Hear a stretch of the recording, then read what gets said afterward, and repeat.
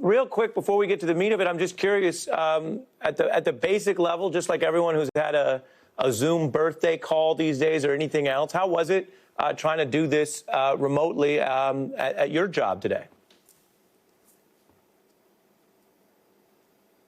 Well, it was absolutely remarkable to have all four witnesses join us remotely.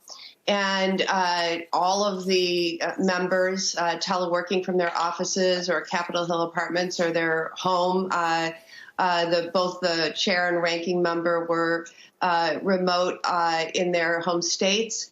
And, we were called back to Washington, D.C.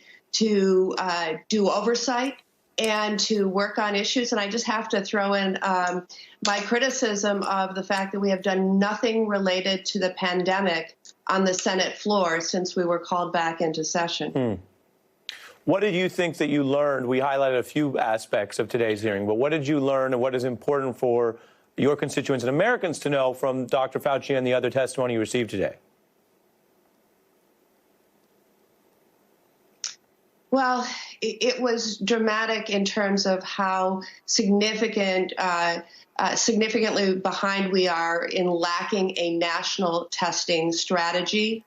And for that matter, a national strategy around providing PPE and other medical equipment. We've seen this all play out, and we keep getting promised that it's at hand. My first question of Dr. Redfield was whether he believed that the testing strategy and protocol at the White House was a standard that should be viewed as a best practice for the rest of this country. He stammered and gave basically a non-reply, but it's really, really clear that what has been put in place to protect the White House is not available for people in essential workplaces across this country right now. When I hear from people who work in meatpacking plants in the state of Wisconsin who can't get the PPE they need and certainly waited far too long to get testing, there's just two standards, the one for the White House, the one for the president, and the one for the rest of the workers in the United States. And finally, what's the most important thing that you think Congress should do next? Well, I think that there's two things. One is there's more work to be done in terms of passage of another coronavirus response package. One was unveiled just a few hours ago that would represent the fourth major package. And I will have to say I've only begun to review it, but I was very pleased to see my OSHA legislation that would finally direct the Occupational and Health and Safety Administration to do its job and issue a mandatory and enforceable standard for all workplaces, especially as the president prods people to open up. Right now, we just have voluntary guidance, and it's insufficient for the protection of workers in this country.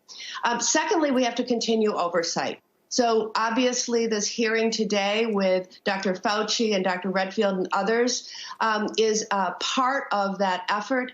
But I can tell you the administration has been reluctant to send members of the task force, the Secretary of the Treasury, the Small Business Administration to come before Senate committees so that we can keep spotlight on the implementation of the CARES Act and make sure that there is transparency and accountability as this is implemented. Understood. Senator Baldwin, I really appreciate you joining us.